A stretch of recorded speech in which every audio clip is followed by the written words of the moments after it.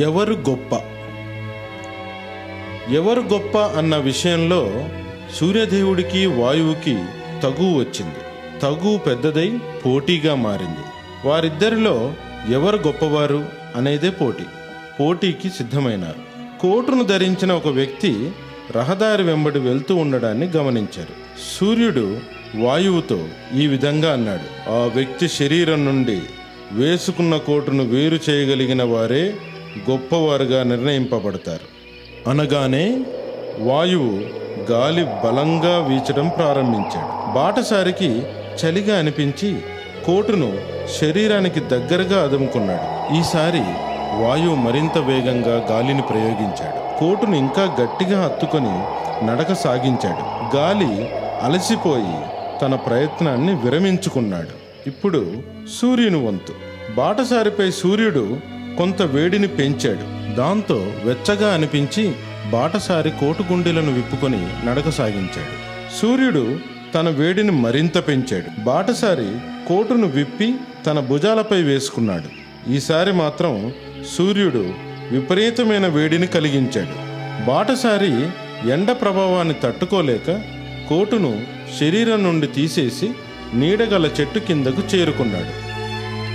బాటసారి వేసుకున్న కోటును శరీరంపై నుండి వేరు చేయించిన ఘనత సూర్యుడిదే కనుక పోటీలో సూర్యుడే విజయుడు. ఈ కథలో నీతి: దూకుడుగా పనిచేయడం వల్ల ఓటమి తప్పదు. అదే నిరంతర పరిశ్రమ వల్ల విజయం తథ్యం. సోమరి మిడత. ప్రకృతి తన చుట్టూ రంగురంగుల పువ్వులతో పచ్చగా అందంగా ఉండే కాలమే చలికాలం. ఆ మంచి వాతావరణంలో పక్షులు, జంతువులకు తినడానికి బోలెడు ఆహారం దొరికేది. ఒకరోజు చెట్ల ఆకుల్లో కూర్చుని ఉన్న మిడత ఒక పాటను శ్రావ్యంగా పాడుతూ ఉన్నది.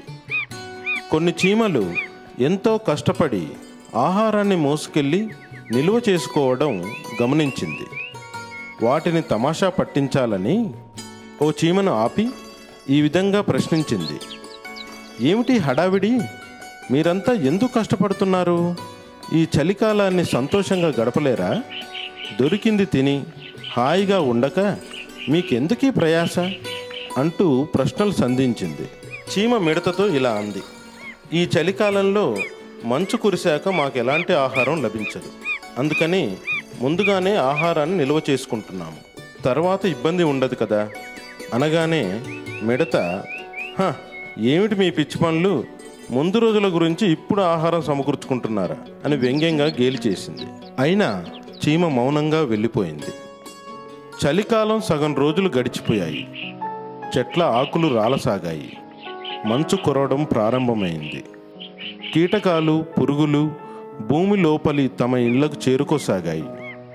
పక్షులు దక్షిణ దిశగా ఎగిరిపోయాయి. జంతువులు తమకు అనుకూలమైన ప్రదేశాలకు వెళ్ళిపోయాయి. మిడతకు ఏ విధమైన ఆహారం లభించలేదు.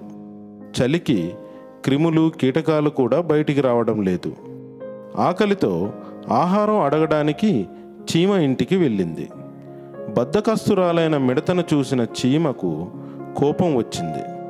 మేము చాలా సంతోషంగా ఉన్నాం. తగిన ఆహారం మా వద్ద ఉంది. గతంలో కష్టపడి చేసిన పనికి ప్రతిఫలంగా ఆహారం నిల్వ ఉంది. ఈరోజు మాకు ఉపయోగపడుతోంది. నీవు పాటలు పాడుతూ చాలా సోమరిగా, బాధ్యతారహితంగా గడిపావు కదా. ఇప్పుడు ఎందుకు పాటలు పాడటం లేదు? వెళ్ళిపో. నీలాంటి వాళ్ళతో మాట్లాడి కాలాన్ని వృధా చేసుకోలేము. వెళ్ళిపోమ్మని గద్దించింది చీమ. ఈ కథలో నీతి: నేడు చేసే పొదుపు రేపటి భవిష్యత్తుకు మేలుకొలుపు. తెలివైన కొంగ. ఒక అడవిలో నక్క, కొంగ స్నేహితులు. ఒకరోజు జిత్తులవారి నక్క తన తెలివితేటల్ని కొంగపై ప్రదర్శించాలనుకుంది. మర్నాడు పగటి భోజనానికై కొంగను తన ఇంటికి ఆహ్వానించింది. చక్కని రుచికరమైన చికెన్ పులుసును వండింది. ఈ పులుసును వెడల్పైన 2 పాత్రల్లో వడ్డించింది. పులుసు గుమగుమలాడుతుంది.